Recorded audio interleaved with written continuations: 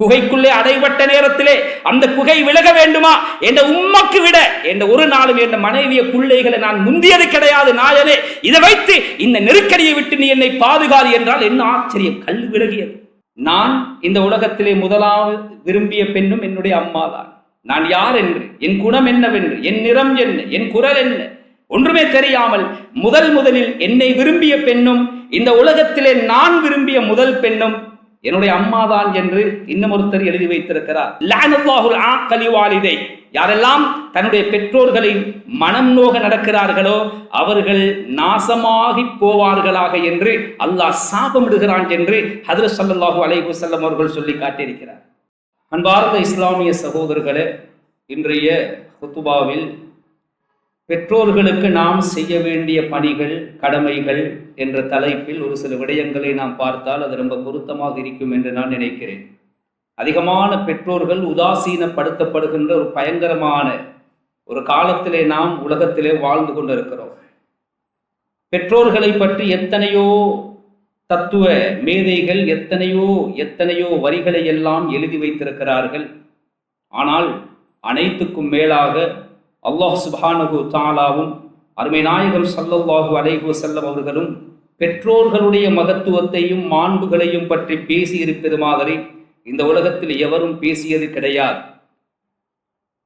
ஒரு அறிஞர் எழுதி வைத்திருக்கிறார், பெற்றோரை பற்றி எழுதுகின்ற பொழுது, நான் பெற்ற முதல் இரத்த தானம் என் அம்மாவின் பால். உலகத்திலே நான் பெற்ற முதல் இரத்த தானம் என் அம்மாவின் பால் என்றால் தன் இரத்தத்தை தான் அந்த தாய் பாலாக மாற்றுகிறார். தன் பெற்றோருக்கு என்னவெல்லாம் எனக்கு அவர்கள் செய்திருக்கிறார்கள் என்பதை மனிதன் உணர்வதில்லை. அவன் அதை உணர்கின்ற பொழுது பெரும்பாலும் எந்த பெற்றோரும் இந்த உலகத்திலே உயிரோடு இருப்பதில்லை என்று இன்னும் ஒருத்தர் எழுதி வைத்திருக்கிறார். என் தாயும் தகப்பனும் எனக்கு என்னவெல்லாம் செய்திருக்கிறார்கள் என்பது ஒரு நாளும் புரியாது. அது புரிகின்ற பருவத்தை அடைகின்ற பொழுது அந்த பெற்றோர்கள் உயிரோடு இருப்பது கிடையாது.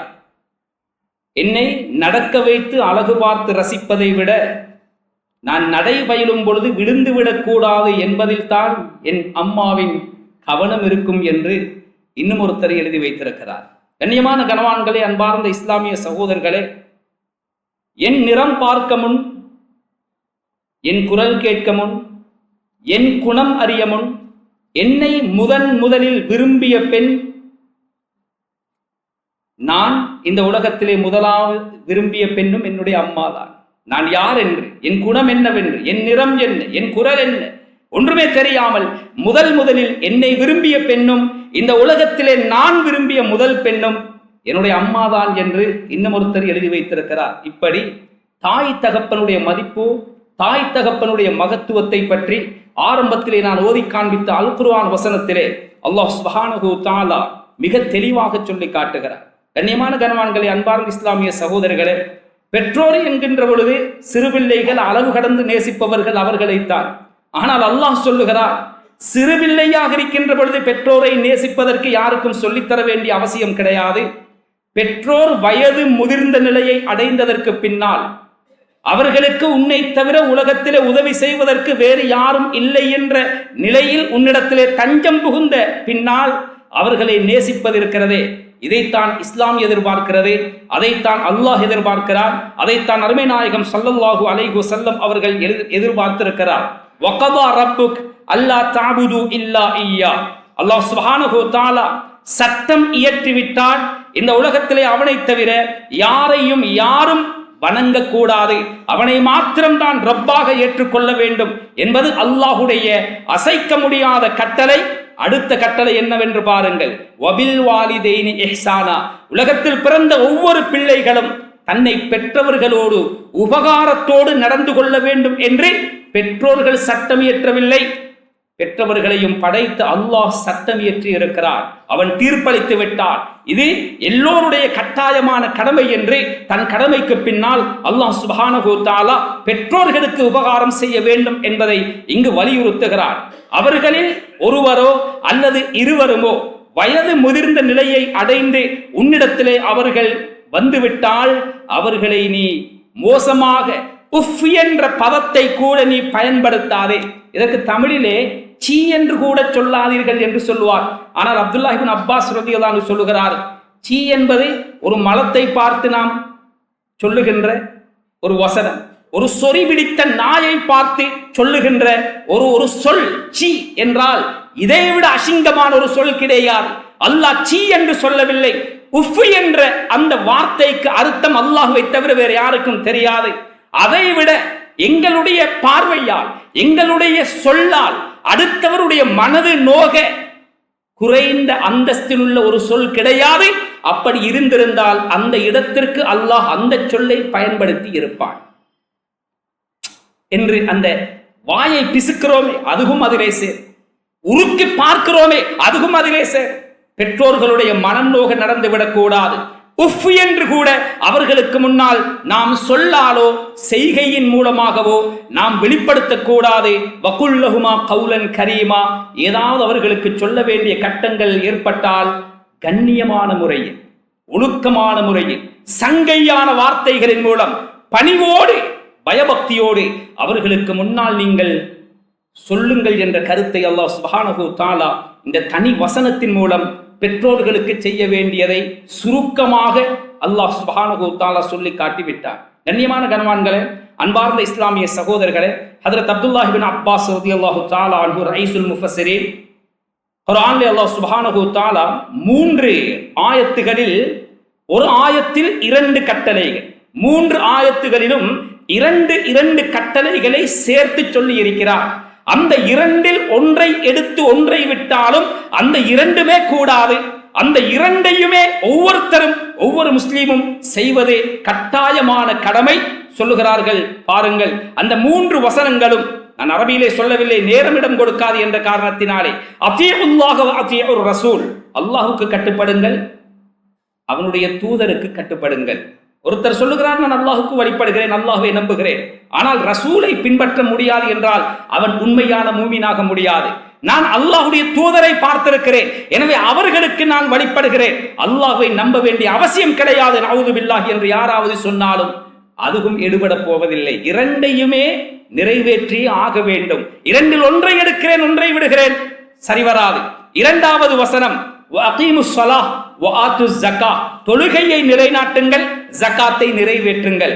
வருடத்திற்கு ஒரு தடவை வேண்டுமானால் ஜகாத்தை கணக்கு பார்த்து கொடுக்கிறேன், ஒவ்வொரு நாளும் 5 நேரம் தொழுவது எனக்கு சரிவராதே, நான் அதை செய்ய மாட்டேன் என்றால் அவனும் உண்மையான முஸ்லீமாக முடியாது. அல்லது தொழுகிறேன் எவ்வளவு வேண்டுமானாலும், நான் சம்பாதித்த பணத்தை 1% நான் வீணாக கொடுக்க மாட்டேன், ஜகாத்தை கொடுக்க மாட்டேன் என்று சொன்னாலும் அதுவும் எடுபடாது.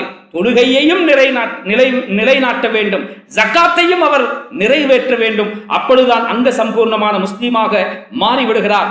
இந்த 2 ஆயத்துக்களை போலவே அனிஷ்குருனி வலி வாலிதைக்க, உங்களை படைத்த என்னை நீங்கள் நன்றி செலுத்துங்கள், எனக்கு நீங்கள் நன்றி செலுத்துங்கள், உங்களை பெற்றவர்களுக்கும் நன்றி செலுத்துங்கள்.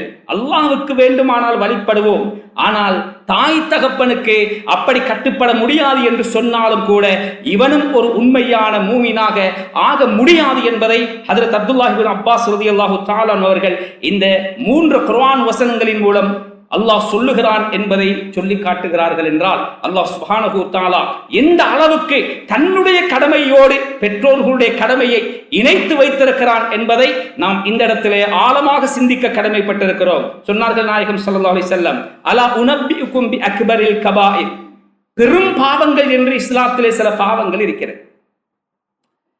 அந்த பாவங்களுக்கு தௌபா இல்லாமல் அல்லாஹ் மன்னிப்பு கொடுக்க மாட்டார்.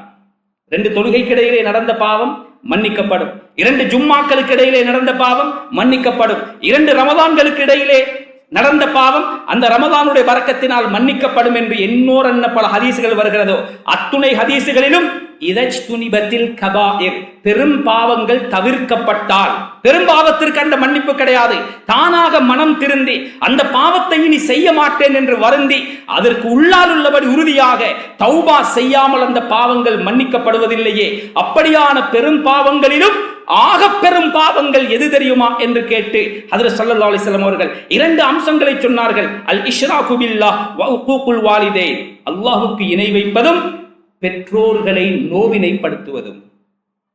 ஒரு மனிதர் வந்து கேட்கிறார், யா ரசூலல்லாஹ், நான் அல்லாஹ்வை நம்பி உங்களை அல்லாஹ்வுடைய ரசூலாக ஏற்றிருக்கிறேன், 5 நேர தொழுகையை கச்சிதமாக தொழுது முடித்து விடுவேன், நிறைவேற்ற வேண்டிய ஜக்காத்தை சரியாக கணக்கு பார்த்து கொடுப்பேன், ஒவ்வொரு வருடமும் ரமதானுடைய மாதத்தில் நோன்பு பிடிப்பேன், இறுதி கடமையாம் ஹஜ் வசதி வந்து விட்டால் அந்த ஹஜ்ஜையும் நிறைவேற்றுவேன், அனைத்தையும் செய்துவிட்டால் நான் சுவர்க்கம் புகழாமா என்று கேட்டார்கள். சொன்னார்கள் நாயகம் ஸல்லல்லாஹு அலைஹி வஸல்லம், யாரெல்லாம் சொல்லப்பட்ட இந்த 5 விடயங்களை, நீ சொன்ன விடயங்களை கச்சிதமாக செய்து முடிக்கிறார்களோ அவர்கள் சாலிஹீன்கள், நபிமார்கள், சுஹதாக்களோடு எழுப்பப்படுவார்கள். இல்லா ஐயஉக்க வாலிதை, உம்ம வாப்பட மனம் நோகாமல் நடந்தாலே தவிர, உம்மவாப்பட மனசை நோகடிக்காமல் இந்த கடமைகளை அவர் செய்தால் நிச்சயமாக அவர்கள் இந்த நபிமார்களோடும் சுஹதாக்களோடும் சாலிஹீன்களோடும் கியாமத்திலே எழுப்பாட்டப்படுவார்கள் என்றால் இதற்குள்ளே ஒரு மறைந்த ஒரு பொருள் இருக்கிறது. நீங்கள் ஹஜ்ஜுக்கு மேல் ஹஜ்ஜி செய்யலாம், நெத்தி தேய தொழலாம், எவ்வளவு வேண்டுமானாலும் தர்மம் செய்யலாம், எவ்வளவு வேண்டுமானாலும் நோன்பு பிடிக்கலாம். ஆனால் இதை செய்து கொண்டும் இந்த பாவத்தையும் நீங்கள் செய்ய சந்தர்ப்பம் இருக்கிறது. எனவே ஜாக்கிரதையாக நடந்து கொள்ளுங்கள். நீங்கள் எத்துணை ஹஜ்ஜி, எத்துணை நோன்பு, எத்துணை கோடி தர்மம் கொடுத்து சதக்கா கொடுத்து நிலைநாட்டினாலும் நிறைவேற்றினாலும் தாய் தகப்பனுடைய மனது நோக நடந்தால் உங்களுக்கு மன்னிப்பு கிடையாது என்பதைத்தான் அருமை நாயகம் ஸல்லல்லாஹு அலைஹி வஸல்லம் அவர்கள் இந்த இடத்திலே சொல்லி காட்டுகிறார். லஅனல்லாஹுல் ஆக்கலி வாலிதை, யாரெல்லாம் தன்னுடைய பெற்றோர்களின் மனம் நோக நடக்கிறார்களோ அவர்கள் நாசமாகி போவார்களாக என்று அல்லாஹ் சாபமிடுகிறான் என்று ஹஜ்ரத் ஸல்லல்லாஹு அலைஹி வஸல்லம் அவர்கள் சொல்லி காட்டியிருக்கிறார். அல்லாஹ் சாபமிட்டவன் இந்த உலகத்தில் உருப்பட்ட சரித்திரமே கிடையாது. கண்ணியமான கனவான்களே, இப்ப சொல்லப்பட்ட இந்த ஹதீசுகள் இதெல்லாம் நாங்கள் ஆரம்பத்திலே கேட்டு தெரிந்து வைத்திருக்கிறோம். இந்த தாய் தகப்பனை நோகடிப்பது என்றால் என்ன? அவர்களை கை நீட்டி அடிப்பது அல்லது எட்டி உதைப்பது, இதுதான் நோவடிப்பது என்பதா? புகாரியுடைய கிதாபிலே, இமாம் புகாரி ரஹ்மத்துல்லாஹி அலைஹி, அந்த புகாரி ஷரீஃபிலே பனு இஸ்ரவேலர்களில் வாழ்ந்த ஒரு மனிதரை பற்றி ஹஜ்ரத் ஸல்லல்லாஹு அலைஹி வஸல்லம் ஒரு சொன்ன ஹதீஸை 3 இடங்களில் பதிவு செய்கிறார். ஜுரைஜ் என்று சொல்லக்கூடிய ஒரு மிகப்பெரிய வணக்கசாலி. பாருங்கள், நாங்கள் எங்களுடைய தாய் தகப்பன்மாரோடு எப்படி நடந்து கொள்கிறோம்? தாய் தகப்பனை நோகடித்த காரணத்தினாலே அது நோகடித்த விதம் என்ன என்பதை ஹஜ்ரத் ஸல்லல்லாஹு அலைஹி வஸல்லம் துல்லியமாக இந்த ஹதீஸிலே தெளிவாக சொல்லி காட்டுகிறார். அவர்களுக்கு இந்த உலகத்திலே நேர்ந்த கதி என்ன? சாதாரணமானவர் அல்ல ஜுரைஜ். ஊருடைய கடைக்கோடியிலே ஒரு தொங்கல் பகுதியிலே ஒரு மரத்துக்கு மேலால் ஒரு கூடாரத்தை அடித்து தன்னை வணக்கத்திற்காக வேண்டிய இரவு பகலா 24 மணி நேரமும் தியானத்திலே இருக்கிறார், இபாதத்திலே இருக்கிறார். அவருடைய நோக்கம் கண் இமைக்கும் அந்த கணப்பொழுது கூட அல்லாஹ்வுக்கு மாற்றம் செய்வதல்ல. அவருடைய சிந்தனையை பாருங்கள், அல்லாஹ்வுக்கு இபாதத்து செய்யாமல் கழியக்கூடாது என்பதுதான் அவருடைய லட்சியம். புரிந்து கொண்டீர்களா? பாவம் செய்வதல்ல, ஒரு ஹராமான பார்வை பார்ப்பதல்ல, பாவமும் செய்யாமல் நன்மையும் செய்யாமல் ஒரு கணப்பொழுதும் என் வாழ்க்கையில் கழியக்கூடாது. ஒரு ஹராத்தை நான் பார்க்க மாட்டேன், அனாவசியமாக அல்லாஹ்வோடு தவிர வேறு யாருடனும் நான் பேச்சுவார்த்தை நடத்த மாட்டேன் என்று தனக்குத்தானே கங்கணம் கட்டிக்கொண்டு ஒரு சவாலை எடுத்துக்கொண்டு வணக்கத்திலே நிலைத்திருக்கிறார், திளைத்திருக்கிறார். இப்பொழுது இவருடைய தாய்க்கு தன் மகனிடத்தில் ஒரு தேவை ஏற்படுகிறது. மகனே ஜுரைஜ் என்றார். தாயுடைய சப்தம் கேட்கிறது. 2வது தடவை அந்த சப்தம் கொஞ்சம் அதிகமாக வருகிறது. ஜுரைஜே, இவர் அல்லாஹ்வோடு பேசுகிறாராம். யா அல்லாஹ், நான் உன்னோடு பேசிக் கொண்டிருக்கிறேன், அங்கு ஒரு மஹ்லூக் என்னுடைய தாய் என்னை அழைத்துக் கொண்டிருக்கிறார். உன்னுடைய இபாதத்தும் உன்னுடைய தியானத்தும் எனக்கு முக்கியமா அல்லது என்னுடைய தாயுடைய பேச்சுக்கு நான் பதில் கொடுப்பது முக்கியமா என்று நான் யோசிக்கிறேன். ஆனால் யா அல்லாஹ், எனக்கு என் தாயோடு அவளுடைய பேச்சுக்கு பதில் கொடுப்பதை விட உன்னோடு தியானிப்பதில் தான் இன்பம் இருக்கிறது. எனவே நான் பேச மாட்டேன் என்று தனக்குள்ளே ஒரு முடிவெடுத்துக் கொண்டு இபாதத்திலே நிலைத்திருக்கிறார். உம்மா வாப்புக்கு விருப்பம் இல்லாம திருமணம் முடிக்கல, உம்மா வாப்புக்கு விருப்பம் இல்லாம ஒருத்திய கல்யாணம் கட்டிட்டு வந்து முன்னால காட்டல்ல, உம்மா வாப்பட விருப்பம் இல்லாம மனைவியுடைய சொல்லுக்கு கட்டுப்படல, படைத்த ரப்புடைய தொடர்போடு இருக்கிறார் ஜுரைஜ். அவர் எவ்வளவு பெரிய மகான் என்பதை பின்னால் சொன்னார்கள் ஸல்லல்லாஹு அலைஹி வஸல்லம். தாய் அழைத்து பார்த்து பதில் சொல்லவில்லை, பெத்த தாய் நான் அழைக்கிறேன் என்பதை விட நீ எனக்கு பதில் சொல்லவில்லையா? நிச்சயமாக சத்தியமாக யா அல்லாஹ், என்னுடைய மகன் ஜுரைஜ் என்னுடைய பேச்சுக்கு இவன் பதில் அளிக்கவில்லை, ஒரு விபச்சாரியின் முகத்திலே முழிக்காமல் இவனுக்கு சாவு வரக்கூடாது என்று போய்விட்டார்.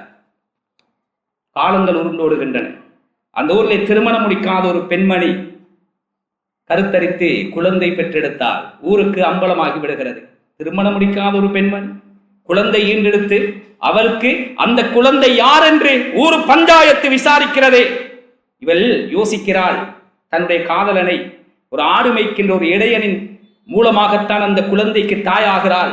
அவன் சமூகத்திலே ஒரு அற்பமானவன், அவனை பிடித்தால் தண்டித்து விடுவார்களோ என்ற பயத்தினாலோ என்னமோ இவள் அவனை பாதுகாப்பதற்காக வேண்டி ஊரிலே ஒரு கண்ணியமானவரை சொன்னால் அதை மூடி மறைத்து விடுவார்கள் என்ற நட்பாசையில் அந்த ஜுரைஜ் தான் இதற்கெல்லாம் காரணம் என்று சொல்லி ஆரவாரத்தோடு ஆக்ரோஷமாக கைகளிலே தடிகளையும் ஆயுதங்களையும் ஏந்திக் கொண்டு ஜுரைஜ் வணக்கம் செய்து கொண்டிருந்த கூடாரத்தை சுற்றி வளைத்து விட்டார். அப்பாவி மனிதர், என்னமோ ஏதோ தெரியவில்லை. அவர்தான் யாருடனும் உலகத்துடைய எந்த தொடர்பும் இல்லையே, என்ன சத்தம் கேட்டாலும் என்ன கூக்குரலிட்டாலும் அவர் ஏறிடத்தும் பார்க்கவில்லை, அல்லாஹ்வுடைய தியானத்திலே இருக்கிறார்.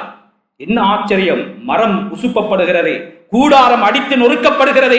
அவசரமாக வெளியே வந்து பார்த்தால் ஊர் மக்கள் எல்லாம் ஆக்ரோஷம் அவர் மீதுதான் வைத்திருக்கிறார்கள் என்பதை அப்பொழுதுதான் புரிந்து கொள்கிறார். மெதுவாக கீழே இறங்கி என்ன பிரச்சனை என்று கேட்கும் பொழுது செய்வதையெல்லாம் செய்துவிட்டு ஒன்றும் தெரியாத அப்பாவி மாதிரி நடிக்கிறீர்களா என்று அவரிடத்திலே கேட்ட நேரத்திலே காலும் புரியவில்லை, தலையும் புரியவில்லை, மேலும் கீழுமாக விரிக்கிறார். அந்த பெண் முன்னால் தள்ளப்படுகிறாள். இவருடைய முகத்தை பார் என்று ஒருவர் சொல்ல முகத்தை பார்க்க வேண்டிய துர்ப்பாக்கியம் ஏற்படுகிறது.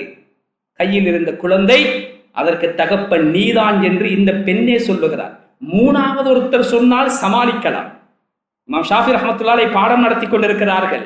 ஒரு பெண் வந்து ஆயிரக்கணக்கான மாணவர்கள், இமாமே நேற்று இரவு என்னோடு ஜினா செய்துவிட்டு இன்று ஹதீஸ் பாடம் நடத்துகிறீர்களோ என்று. சுப்ஹானல்லாஹ். அவள் சொல்லுவதை சொல்லட்டும், நீங்கள் பாடத்தை வாசித்து விடுங்கள் என்றால் சில மாணவர்கள் அது எப்படி முடியும்? இவ்வளவு பெரிய பாவத்தை செய்துவிட்டு வந்த உங்களிடத்தில் என்ன பாடம் படிக்க வேண்டியிருக்கு? சொல்லி முடிக்கல்ல, திடீரென்று ஒரு மனிதர் ஓடோடி வந்து அந்த பெண்ணிடத்திலே சொல்லுகிறார், உன்னுடைய வீடு நெருப்படுத்தி விடுகிறது, உன்னுடைய குழந்தைகள் உள்ளே சத்தமிடுகிறார். முதலாவது அணைக்க பாய்ந்தவர்கள் இமாம் ஷாஃபி. இந்த குழந்தைகளை காப்பாற்றியதற்கு பின்னால் அந்த பெண்மணி இமாம் ஷாஃபியுடைய காலடியிலே வந்து விடுகிறாள். தலைவா, என்னை மன்னிச்சிருங்க, இன்னின்ன ஆட்கள் சேர்ந்து எனக்கு பணம் கொடுத்து இந்த விடயத்தை செய்யுமாறு ஏவினார்கள்.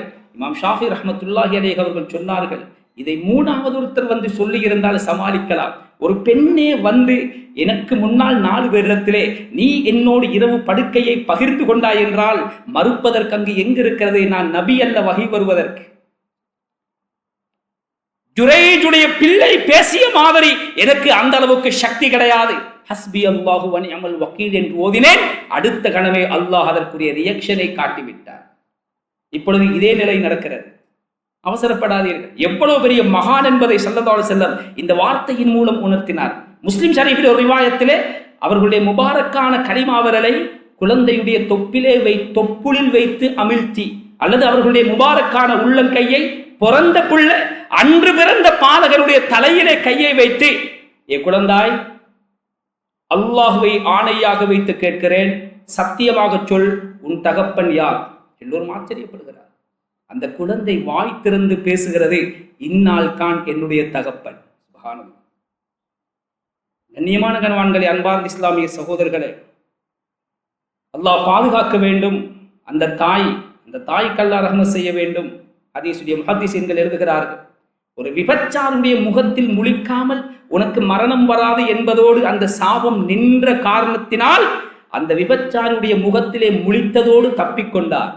ஒரு விபச்சாரியோடு சேர்ந்து நீ ஜினா செய்யாமல் உனக்கு மரணம் வராது என்று சொல்லி இருந்தால் அந்த குழந்தைக்கு அந்த ஜுரைஜ் தாயாகுவதில் எந்த சந்தேகமும் கிடையாது. ஆராஃப் என்ற ஒரு இடம் இருக்கிறது சுவர்க்கத்திலே. அது சுவர்க்கம் அல்ல, நரகம் அல்ல. வபைனஹுமா ஹிஜாப், நரகத்திற்கும் சுவர்க்கத்திற்கும் இடையிலே இருக்கக்கூடிய ஒரு இடம். வஅலல் ஆராஃபி ரிஜால், அந்த இடத்திலே சில ஆண்கள் இருப்பார், சில மனிதர்கள் இருப்பார். அவர்களுக்கு இடது பக்கம் திரும்பினால் நரகம், வலது பக்கம் திரும்பினால் சுவர்க்கம். தெளிவாக அல்லாஹ் சூரத்துல் ஆராஃபில் அவர்களை பற்றி சொல்லுகிறார். அப்துல்லாஹ் இப்னு அப்பாஸ் ரலியல்லாஹு அன்ஹு சொல்லுகிறார்கள், யார் தெரியுமா அவர்கள்? அது என்ன சுவர்க்கமும் இல்லை நரகமும் இல்லை, ஆமா, அவர்கள் யார் என்றால் தாய் தகப்பனுடைய அனுமதி இல்லாமல் ஜிஹாதுக்கு சென்று தன்னுடைய இன்னுயிரை அல்லாஹுடைய கலிமா இந்த உலகத்திலே மேலோங்க வேண்டும் என்பதற்காக வேண்டி ஷஹீதுகளாகி வீரம் மரணம் அடைந்த தியாகிகள். அந்த ஷஹாதத் அவர்களை நரகத்தை விட்டு பாதுகாத்தது.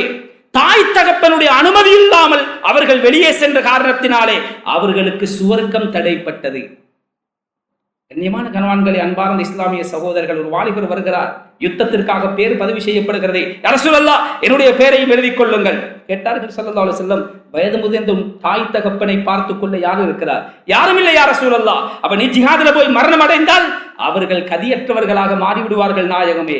ஃபஃபீஹிமா ஃபஜாஹித், உன்னுடைய ஜிஹாத் அந்த உம்ம வாப்புக்கு பணி செய்வதில் தான் இருக்கிறது என்பதை, இதைத்தான் தாய்மாருடைய காலடியிலே சுவர்க்கம் இருக்கிறது என்றார்களே ஹஜ்ரத் ஸல்லல்லாஹு அலைஹி வஸல்லம். இதைவிட தத்துவம் இந்த உலகத்திலே தாய் தகப்பனை பற்றி பேசியவர்கள் யார்?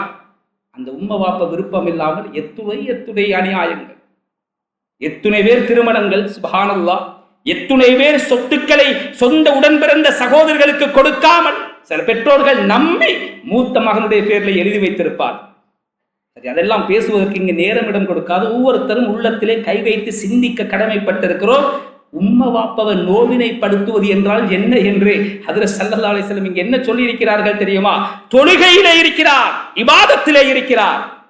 இந்த நேரத்திலே ஒரு தாய் அழைத்தால் சலாம் கொடுத்து விட்டு உடனே அந்த தாயுடைய அந்த அழைப்புக்கு பதில் சொல்லாமல் இருப்பதே பெற்றோரை நோவினைப்படுத்திய குற்றத்தில் சேரும் என்றால் அடுத்தவைகளை நாம் யோசித்து பார்த்துக் கொள்வோம். இமாம் தஹபி ரஹ்மத்துல்லாஹி அலைஹி இந்த தாய் தகப்பனை பற்றி எழுதுகின்ற பொழுது, பிர்ருல் வாலிதைன் அலைக்கதைன், உம்மா வாப்புக்கு கடமை செய்யறது நீங்க சும்மா தானமா செய்ய வேண்டிய ஒரு கடமை அல்லப்பா, அவர்களுக்கு செலுத்த வேண்டிய கடன், பிரதி உபகாரம். வழக்கெடுத்த பிள்ளைய பார்க்கிற மாதிரி அல்ல, உன்னை பெற்றெடுத்தவர்களுக்கு கடமைகளை செய்வது உன் உபகாரம் அல்ல, நீ செலுத்த வேண்டிய கடன். ஆனால் நீ எவ்வளவு மோசமாக அவர்களோடு நடந்து கொள்கிறாய். தத்துலுபுல் ஜன்னத பிஸாமிக் வஹிய தஹ்த அக்தாமிக் உம்மிக், சுவர்க்கத்தை எங்கெங்கோ எல்லாம் தேடி அலைகிறார். ரமலான் வந்தால் கடைசி 10 உம்ரா போகாமல் அவருக்கு நிம்மதி வராது. நோன்பு வந்தால் ஒரு கோடி 2 கோடி ஜக்காத்து கொடுக்காமல் அவருக்கு தூக்கம் போகாது. எல்லாம் செய்கிறார். சொர்க்கத்தை எங்கெங்கெல்லாமோ தேடுகிறாய். ஆனால் அது உன் வீட்டுக்குள்ளே இருக்கின்ற உன்னை பெற்ற தாய் தகப்பனுடைய காலடியிலே இருக்கிறது என்பதை நீ மறந்து விட்டாய். அந்த சுவர்க்கத்தை தொலைத்து விட்டு வேறெங்கெங்கோ எல்லாம் நீ சுவர்க்கத்தை தேடி அலைந்து கொண்டிருக்கிறாய். கண்ணியமான கணவான்களே, தன்னுடைய மார்பகத்திலிருந்து தன்னுடைய இரத்தத்தையே பாலாக்கி உனக்கு அவள் ஊட்டிக் கொண்டிருக்கிறாள். எத்துணை இரவுகள் உனக்காக வேண்டி அவள் தூக்கம் விழித்திருப்பாள். சுப்ஹானல்லாஹ். நாங்கள் தகப்பனாகி எங்களுக்கு பிள்ளை பிறந்து எங்கள் மனைவி இடத்திலே அந்த பிள்ளை பால் குடிக்கின்ற பொழுதுதான் எங்களுடைய தாய்மாருடைய பொறுமதி கொஞ்சமேனும் எங்களுக்கு புரிய வருகிறது. இதைத்தான் சொல்லுகிறார். வகஸலத் பியமீனிஹா அன்கல் அதா வஆஸரத்க அலா நஃப்ஸிஹா பில் கதா. அழகான அரபி தெரிந்தவர்களுக்கு இது இன்னும் சுவாரஸ்யமாக இருக்கு, இன்பமாக இருக்கு. சொல்லுகிறார்கள், தான் மலம் கழித்தாலும் கூட தன் வலக்கரத்தினால் அந்த அசுத்தத்தை கழுகுவதை வெறுக்கக்கூடிய, அருவருப்பாக பார்க்கக்கூடிய அந்த தாய், நீ மலம் கழித்தால் அவளுக்கு எது வலதுகை எது இடதுகை என்று தெரியாது. அந்த இடதுகை சுருவம் இல்லாமல் தான் சாப்பிட்டு கொண்டிருந்த வலது கையினாலே உன் மலத்தை கழுவிவிட்டு அதே வலது கையினாலே அவள் சாப்பிடுவதை தொடர்வாள். இதுதான் தாய். அலா நஃப்ஸிஹா பில் கதா.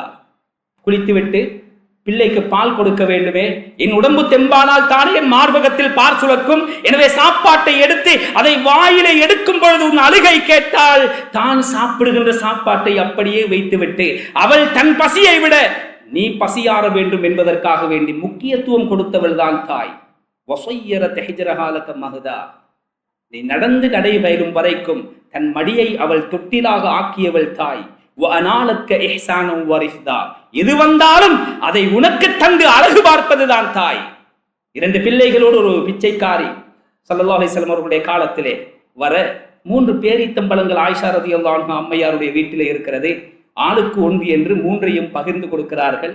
அந்த தாய் 2 குழந்தைக்கு கொடுத்துவிட்டு அந்த குழந்தைகளை அழகாக சாப்பிடுவதற்கான ஏற்பாட்டை செய்து முடிப்பதற்குள்ளே அந்த 2 பேரீத்தங்கனிகளையும் 2 பிள்ளைகளும் சாப்பிட்டு முடித்துவிட்டு அந்த தாயும் பல நாள் பட்டினி அந்த பேரீத்தம் பழத்தை 2ஆக பிச்சு வாயிலே திணிக்கும் பொழுதே ஏக்கத்தோடு அந்த குழந்தைகள் அந்த பேரீத்தம் பழத்தை பார்க்க அந்த பேரீத்தம் பழத்தையும் 2 துண்டுகளாக்கி ஆளுக்கொன்று கொடுத்து தன் பசியோடு இருக்கின்ற இந்த தாய் இந்த விஷயத்தை ஸல்லல்லாஹு அலைஹி வஸல்லம் அவர்களிடத்திலே சொன்ன பொழுது சொன்னார்கள், ஆயிஷாவே, அந்த தாயை பார்க்கின்ற பொழுது, அவள் அன்பை பார்க்கின்ற பொழுது உனக்கு ஆச்சரியமாக இருக்கிறதா? அல்லாஹ் மீது சத்தியமாக சொல்லுகிறேன், அந்த தாய் தன்னுடைய பிள்ளைகளோடு காட்டுகின்ற அன்பை விட என்னுடைய ரப்பு இந்த அடியார்களோடு இரக்கமுள்ளவனாக இருக்கிறார். தாய் என்பது அதுதான். இதைத்தான் சொல்லுகிறார். பசி என்று வந்துவிட்டால் அவள் உனக்காக எல்லாமே மறந்து விடுவாள். உன் பசியை போக்க வேண்டும், எது கிடைத்தாலும் உன் சந்தோஷத்தையே முக்கியப்படுத்துபவள் அவள்தான் தாய். ஃபைன் அஸாபத்க மின் மரதின் ஔஷிகாயா, உனக்கு ஏதாவது நோய், இரவு விழிக்க விழிக்க முணங்கிக் கொண்டே இருக்கிறாய், ஏதாவது துன்பம் ஏற்பட்டு விட்டால் அபுஹரத் மினல் அஸஃபி ஃபௌகன் நிஹாயா, என் பிள்ளைக்கு என்ன நேர்ந்ததோ அங்கு திருப்புவாள், இங்கு திருப்புவாள், வயிற்று வலிக்கு அதை கொடுத்து பார்ப்பாள், தேனை கொடுத்து பார்ப்பாள், இரவு முழுக்க தூக்கமில்லை, எவ்வளவு பணம் இருந்தாலும் அனைத்தையும் வைத்தியருக்கு வாரி இறைப்பாள். அவள்தான் தாய். கண்ணியமான கணவான்களே, அன்பார்ந்த இஸ்லாமிய சகோதரர்களே, வலவு ஹுயிரத் பைன ஹயாதிக வ மௌதிஹா லதலபத் ஹயாதக பியஹ்லா ஸௌதிஹா. டாக்டர் சொல்லுகிறார், 2 உயிர்களில் ஏதாவது ஒன்றைத்தான் பாதுகாக்க வேண்டும். தாயே, நீ தப்பினால் குழந்தை தப்புவது சாத்தியமில்லை. குழந்தையை பாதுகாத்தால் உன் உயிருக்கு உத்தரவாதம் இல்லை. யார் உயிர் பாதுகாக்கப்பட வேண்டும் என்று குடும்பத்தினரிடம் அல்ல, அந்த தாயிடத்திலே கேட்டால் உரத்த குரலில் அவள் கெஞ்சி அந்த வைத்தியரிடத்திலே மன்றாடுவது, நீ உலகத்திலே ஹயாத்தோடு பிறக்க வேண்டும், என்னுடைய உயிரை எடுத்துக்கொள்ளுங்கள், என் குழந்தை இந்த உலகத்திலே வாழவே. கண்ணியமான கண்வான்களே, நாங்கள் உம்ம வாப்புக்கு செய்த பணிவிடையும் உம்ம வாப்ப எங்களுக்கு செய்கின்ற பணிவிடையையும் ஒருவர் எழுதும் பொழுது வித்தியாசம் என்ன தெரியுமா? தாய் தகப்பன் நாம் சிறுவராக இருக்கின்ற பொழுது எங்களுடைய ஜீவிய காலம் இந்த உலகத்திலே நீண்ட காலம் எங்களுக்கு கிடைக்க வேண்டும் என்ற நட்பாசையில் எங்களுக்கு பணி செய்கிறார்கள். ஆனால் நாங்களோ இன்னும் எத்தனை நாளைக்கு தான் உம்ம வாப்பா, நாளைக்கு போய் சேர்ந்துருக்கு. வயது முதிர்ந்தவர்கள் வந்து சொல்லுகிறார்கள், அதுல துவா செஞ்சு கொள்ளுங்க, உம்மா ஐசியூல, வாப்பா ஐசியூல, எழும்ப முடியாது, அல்லாஹ் நோயை குணமாக்குவானாக என்று தப்பித்தவரை நாம் துவா செய்தாலும் இல்ல, அதுல 85 வயசாச்சு, போதும் வாழ்ந்தது, இனி என்னால முடியாது. வித்தியாசம் இதுதான். நாம் அவர்களுடைய மௌத்தின் மீது ஆதரவு வைக்கிறோம், அவர்கள் எங்களின் ஹயாத்தின் மீது ஆதரவு வைக்கிறோம். சமமாகவே முடியாது. கண்ணியமான கணவான்களே, அன்பார்ந்த இஸ்லாமிய சகோதரர்களே, ஹாதா வகம் ஆமல் தஹா பிசூஇல் ஹுல்கி மிராரா ஃபதஅத் லக பித்தௌஃபீகி சிர்ரன் வ ஜிஹாரா.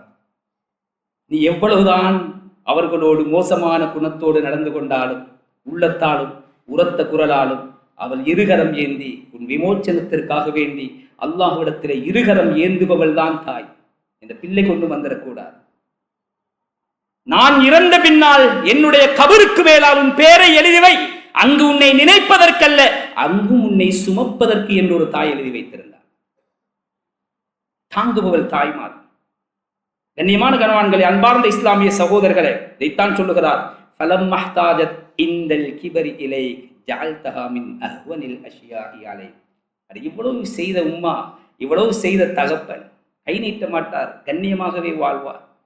இயலாத காலத்திலே உன் பக்கம் தஞ்சம் அடைகின்ற பொழுது ஒரு பொருட்டாகவே அவர்களை மதிக்காமல், ஒரு ஓரத்தில் இருக்கின்ற ஒரு சாதாரண ஒரு பொருளுக்கு கொடுக்கிற மதிப்பை கூட நீ கொடுக்காமல் அவர்களை அலட்சியப்படுத்துகிறாயே, உன் இறைவனிடத்தில் நீ என்ன பதில் சொல்ல போகிறாய்?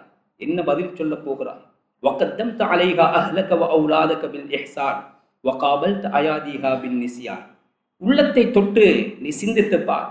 என்ன ஒரு ட்ரிப்போ, ஒரு சாப்பாடோ, ஒரு விருந்தோம்பலோ வந்தால் முதலாவது நீ உன் மனைவியையும் உன் பிள்ளைகளையும் தான் முற்படுத்துகிறாய். என் மனைவிக்கு எது நல்லம், என் குழந்தைக்கு எது சிறந்தது, உன் தாய் தகப்பனை நீ அடியோடும் மறந்து விட்டாய்.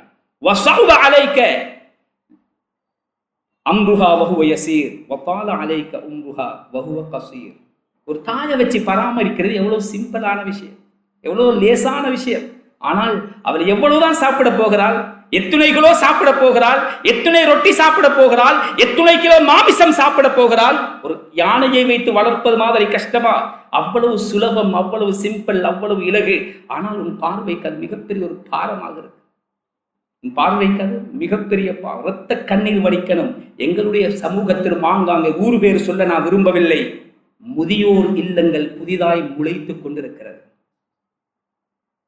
ஒரு முதியோர் இல்லத்தில் ஒரு அம்மா எழுதி வைத்திருந்தால், இது மனித காட்சி சாலை, இது மிருக காட்சி சாலை என்பதுதான். ஜூ, மிருகங்கள் பார்க்க வேண்டுமானால் அங்கு போகவே.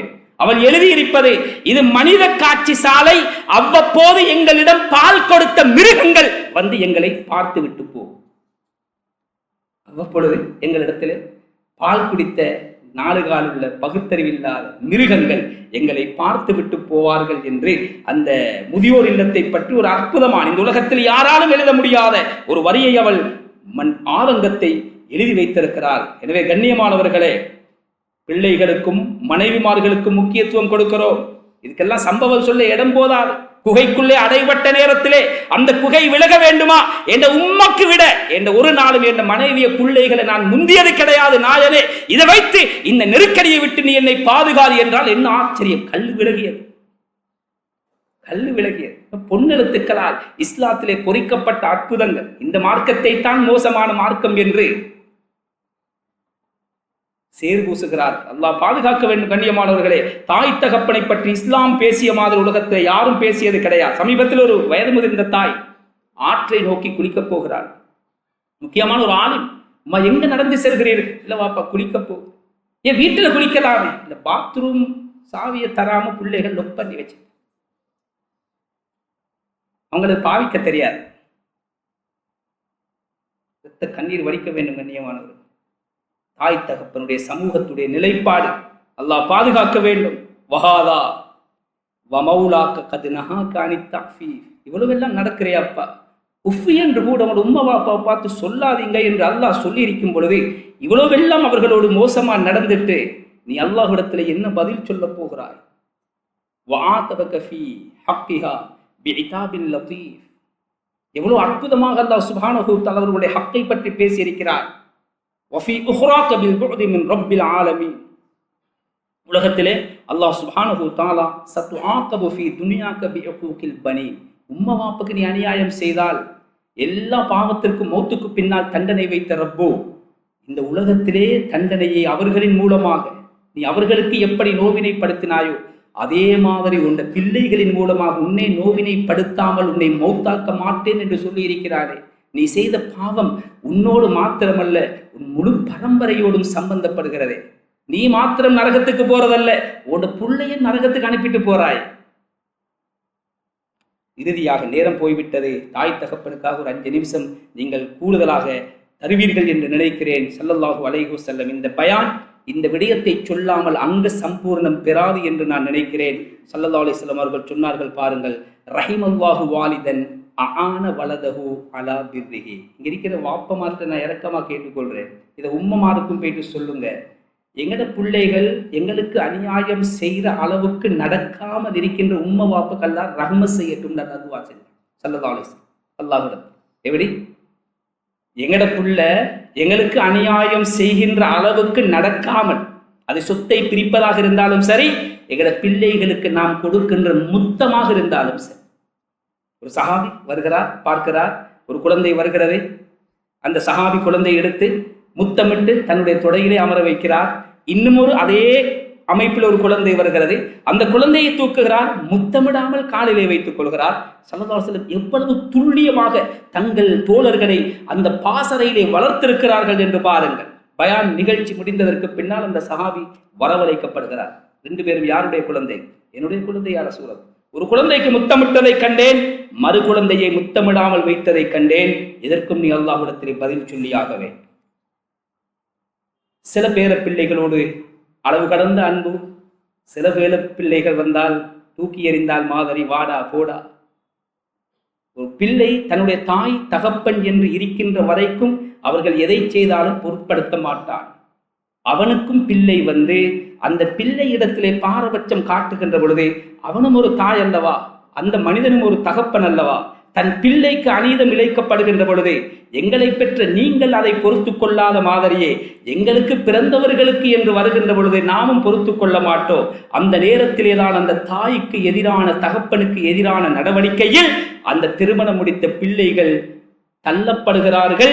இதைத்தான் ஸல்லல்லாஹு அலைஹி வஸல்லம் அந்த நிலைக்கு ஆளாக்காமல் உங்களோட பிள்ளைகளோடு எல்லோருடனும் சரிசமனாக நடந்து கொள்கின்ற உம்மா வாப்புக்கு அல்லாஹ் ரஹ்மத் செய்வானாக.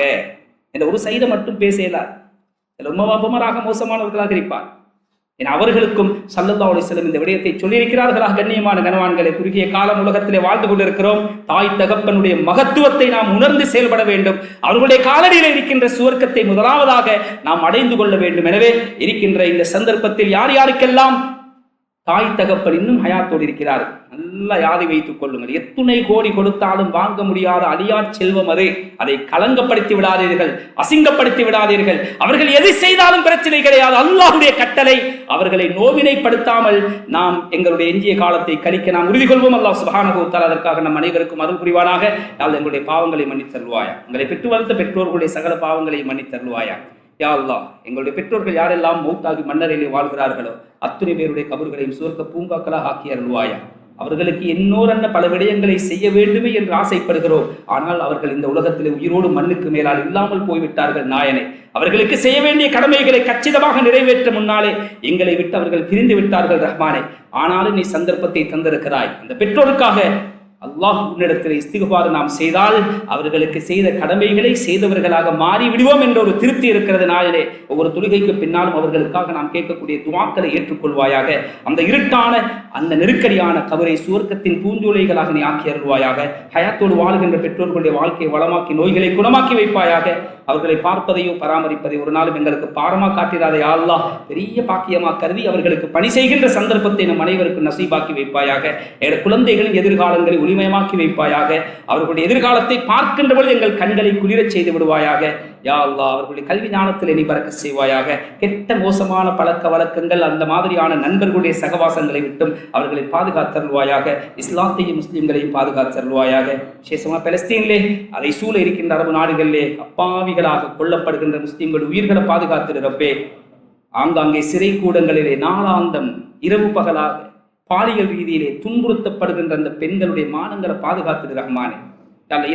எத்துணை விடயங்கள் நடந்தாலும் ஒரு பெண்ணை ஃபர்தா இல்லாமல் காண முடியாத ஒரு நிலையில இருக்கின்ற அந்த தாய் குலத்தை அந்த அயோக்கியர்களுடைய கையில இருந்து பாதுகாத்திரு ரஹ்மானே. அவர்களுடைய மானத்தை பாதுகாத்திரு யா அல்லாஹ். உடைமைகளை பாதுகாத்திரு ரஹ்மானே. யா அல்லாஹ், யஹூதி நஸரானிகளுடைய சதித்திட்டங்களை தவிடுபொடியாக்கிற யா அல்லாஹ். எங்களுடைய நாட்டு நிலைமைகளையும் சீராக்கி அருள்வாயாக. இனங்களுக்கு மத்தியிலே ஒற்றுமையை தந்தருள்வாயாக.